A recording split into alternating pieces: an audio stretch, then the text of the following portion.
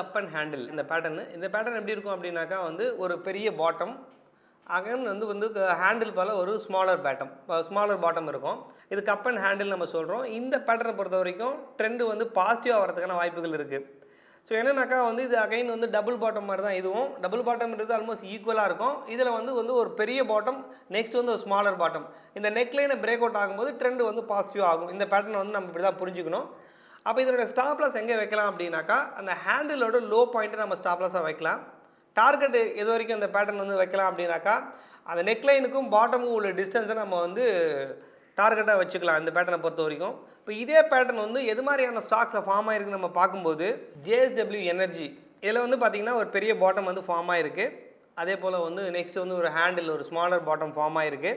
அது மட்டும் இல்லாமல் நெக்லைனில் தான் வந்து ஆல்மோஸ்ட் வந்து இருக்குது. ஸோ அந்த நெக்லைனை பிரேக் அவுட் ஆகும்போது ஆஸ் பர் இந்த பேட்டர்ன் படி பார்த்திங்கன்னா ட்ரெண்டு வந்து பாசிட்டிவாக வரதுக்கான வாய்ப்புகள் இருக்குது.